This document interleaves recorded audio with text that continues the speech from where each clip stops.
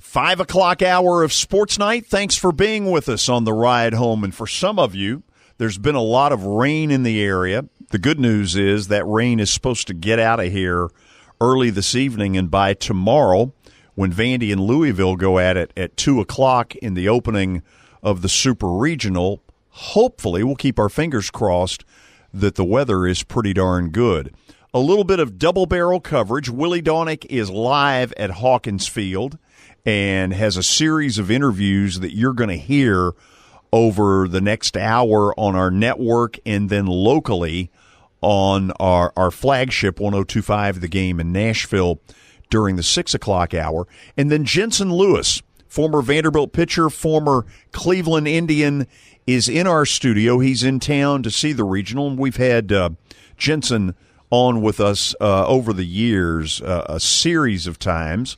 And so, Willie, first of all, tell me what's going on out at the ballpark. George, they've just wrapped up practice. Both teams have now gone through their workout, even though there was some rain showers, nothing serious. So both teams were able to get through, get on the field and hit, take some infield. It was a little bit slick, and you're going to hear Tony Kemp a little later talking about what that does to a field like this, saying that you actually have to start your slide a couple of steps earlier when the turf is wet as opposed to when it's dry. So a lot to think about here. One thing, and I'd love to get Jensen's take on this, you've got two teams that really like to run and use their speed, especially on a fast surface like this.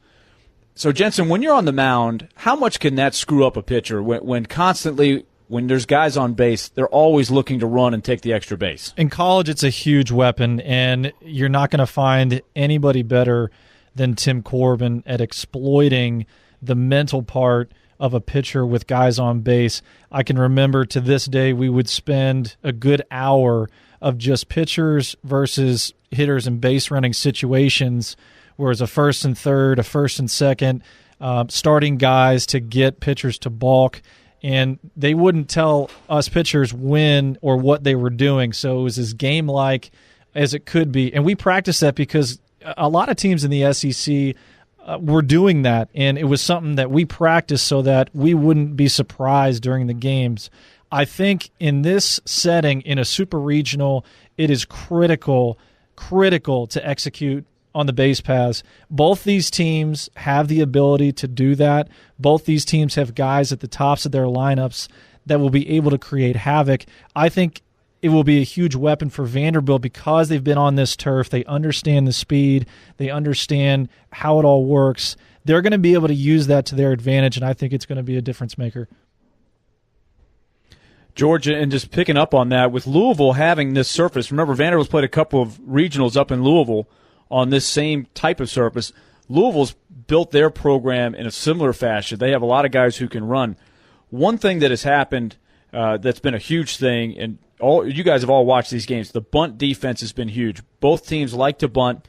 Vanderbilt has won a couple of games, or blown open a couple of games, I should say, just by putting pressure on the defense with the bunt and being aggressive on the base pass. Both Georgia Tech and Illinois made a couple of critical mistakes, which allowed Vanderbilt to get a couple extra runs without really having to drive the ball. So look for that this weekend, I think, to be a major, major factor. Not only defending the stolen base and that sort of thing, but defending the bunt and making the right throws, the right decisions, because they're going to speed you up, try to make you go a little faster than you're used to going. Willie, it's a big weekend for a lot of these players, not only for the fact that they're in the Super Regional, but take, for instance, Kevin Zomack. Not only will he start one of these big games, but he also got drafted today, and I know you had a chance to talk to him earlier, so I'll let you kind of set it up. Yeah, I talked to Kevin Zomack. It was interesting last night. You had, if you're a sports fan, this is what's fun about this time of the year. You flip around channels, find all kinds of things to watch. The NBA Finals, Game 1 was going down to the stretch. You had San Antonio making the great run to steal Game 1. You had the Chicago Blackhawks knocking off the LA Kings to go up 3-1. Both of those teams were coming to a head. There's just a couple minutes left, and I'm keeping an eye on the draft tracker, and suddenly I see Kevin Zomack's name pop up. So he gets picked with the second-round pick, 58th overall, to the Detroit Tigers. He had his family in town to come watch the regional, so he was in his hotel room with his parents watching this all unfold. He grew up a Red Sox fan, so he's going to have to change allegiance. He's going to get rid of the Red Sox colors. I talked to him about that. Here is Kevin Zomack, who will be on the mound for Vanderbilt in Game 1. Back here on Sports Night, we're over here at Hawkins Field as the teams get ready for the Super Regional. Vanderbilt taking on Louisville starting tomorrow at 2 o'clock. And I'm here with Vanderbilt pitcher Kevin Zomack, who gets ready to start Game 1. And Kevin, first of all, exciting time for you personally as you get picked in the draft last night in the second round to the Detroit Tigers. It's got to be tough because it's different than any other sport where the draft is going on while your season's going on. So I'm sure there's a lot of things in your head spinning and you're trying to stay focused. Yeah, definitely. I mean, it's just been a really exciting time for me and for all the guys on the team. I mean, just seeing guys like Conrad and Tony get picked today, it was really exciting just to follow those guys. Because, I mean, it's been guys I've been playing with for years now, and to see them get picked is awesome. But I think the biggest thing is just got to focus your attention on the game. And obviously all that stuff on the side is exciting, but now that we're here and ready to play Louisville, we got some business to take care of. So where were you last night as it was going down? It was interesting. I was watching the ticker go on, and I'm watching the NBA Finals go on at the same time. Very exciting game, and there's NHL playoffs and baseball games going on. So what was it like? It was pretty cool. I was up in the hotel room with my parents. They were able to make it down, which was awesome. I mean, it was great to spend that time with them. Such a special moment for me. But, I had fun, and I'm just fortunate that I got picked. And, obviously it's exciting, but at the same time, just thinking about playing baseball right now. Yeah, I would imagine that's the case. And you've seen guys go through this in this program. And I would think that sort of gives you a little bit of a roadmap with the Sonny Grays and guys like that who have gone through this right at this time of the year, which is such a critical time. Yeah. I mean, back in 2011, we had tons of guys who were getting picked. So I think as a freshman, it was pretty eye-opening to me to see all that going on around me. And I think just taking a second to step back and look at it when I was younger, it really helped me out for now. And talking to some guys like Sonny and Grayson and how they dealt with all that has been really helpful. And they just stress, and they can't stress it enough, that enjoy the time while it lasts here, and think about it, enjoying the moments, the small moments, and just think about trying to play the game of baseball, and all that other stuff is going to take care of itself. So it's been really good so far. Well, obviously a big one tomorrow against Louisville, a team that you have some familiarity with as a program. You've played these guys a bunch of times over the years. Does that help you in your preparation at all, or do you think that helps them learn more about you guys as well? I'm not sure. I think that anytime you got a little rivalry, there's teams are going to know each other well. And honestly, at this point in the year, the scouting reports kind of go out the window. And you just got to go in there and trust what you've been doing all year and stick with your consistency, and I think that's going to take care of itself. Consistency has been a big thing for you as you've developed. I've noticed every year you've been more consistent. You're pounding the strike zone more. Is that just something that's taken time? What's been maybe the emphasis for you in this past year, really refining your tools? Yeah, absolutely. I'd say consistency is huge, and just kind of pitchability is something we talk about, and obviously confidence. But from a pitchability standpoint, I mean, just being able to command your pitches, throw them when you want to, any count, change up, fastball, breaking ball, whatever it is. And obviously confidence, just stepping out of the bullpen, getting onto the mound, and being ready to compete as soon as you step in there. Those are some big factors we talk about as a pitching staff for sure. And thinking back to when you first got here, and just like a lot of you guys, I'm sure you had a chance to take a look at the pro ranks at a high school. So are you glad you made the decision you did, and how much do you think you've developed since you first stepped on campus? Oh, I mean, Vanderbilt has been just a great experience. I think anybody who comes into this program doesn't regret it for a second. I mean, the people here are unbelievable, whether it's athletes or just students, and just being able to experience this tradition and everything that Coach Corbin's really put together here. It's amazing, and I've made some great friends, obviously, on this team, and I don't regret it for a second. Obviously, the pro stuff is exciting and all, but getting the college experience is something you'll never be able to get back. So I'm really, really happy that I'm here at Vanderbilt, and I'm going to enjoy it while it lasts for sure. One thing I hear you guys talking about all the time, even when somebody will ask you a question about individual stuff, you always bring it back to the team, and I hear you guys talk about a lot, picking each other up, defending the program, not letting the other guy down. It seems like that's a huge mentality that's helped you guys. Yeah, definitely. I mean, honestly, it's hard not to. I mean, when you're with such a tight group of guys and the coaching staff who puts so much time into this, and all of our staff, honestly, it's hard not to give them credit for everything that we do, because honestly, that obviously you earn stuff yourself, but we don't do anything by ourselves here in this program. Everything's all about the team, and it's really awesome the way it's worked together, because we built some really, really strong relationships with all the guys, and it's just really fun to be around.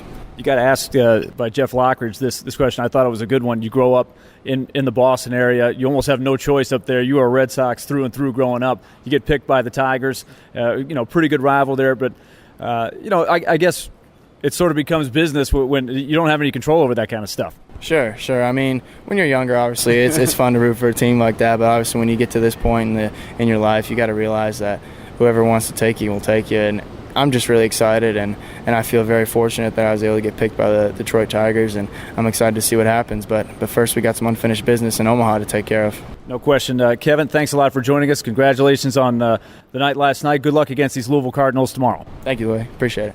Okay, Jensen, you have watched Kevin Zomek some on TV over the last couple of years. Do you think he's got the stuff that it will take to eventually be a major league pitcher? I think when you look at his makeup first comes to mind. You hear him talk in that interview, and he sounds very astute, very intelligent, and that translates big time when you're trying to make that jump in professional baseball, AA to AAA, AAA to the big leagues. I think when you look at his stuff and his pitch ability, I think he has what it takes to get there. Will he be a starter? I don't know. I think being left-handed and his arm slot being a little bit lower three-quarter, his breaking ball, I think he has the ability to do a couple things. Now, that'll be decided within the organization. I think they'll give him a chance to be a starter right away.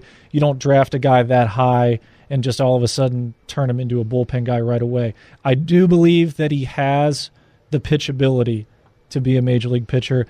Will it be a starter or reliever? I think that will remain to be seen. Okay, if he picked up the phone and called you and said, you've been in the major leagues, you're a Vandy guy, help me, what might be the one thing you'd like to see him add that would make you go from feeling pretty good to almost certain about him?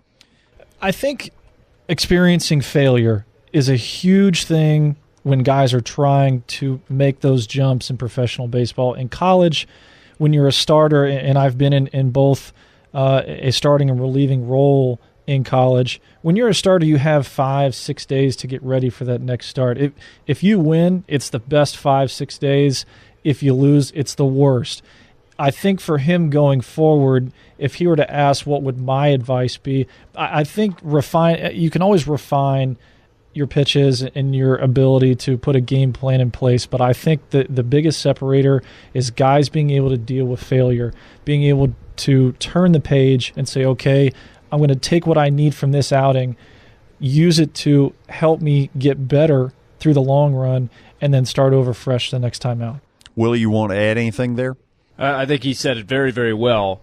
And I think that's one thing that Kevin Zomek has probably benefited just in the 3 years he's been here. Like a lot of the guys who come in with very good arms, they have the stuff to get people out, but they have to go through some tough times even to adjust to the SEC. And you saw Kevin Zomek come in as a reliever for the team that went to Omaha 2 years ago. Last year started part of the time, but had some ups and downs. So he has experienced some failure, but I think he's going to have to go through probably even another level of it at the pro level, and that's just part of moving up the ladder. Guys, let's do this. We'll go to the break here. It's about 5:14. And those of you out there, if you've got questions or comments, thoughts about this series that you want to throw at either Willie or Jensen Lewis, who, of course, pitched at Vandy, has pitched in the major leagues with the Cleveland Indians, and these guys would love to talk to you about the series, and I'd like to hear from some Vanderbilt people out there who are listening. 737-1025 is the number. Again, 737-1025. If you're outside the Nashville Midstate area, throw in the area code, which is 615. So we'll take your phone calls when we come back at 5:15. You're listening to Sports Night, presented by Baptist Sports Medicine.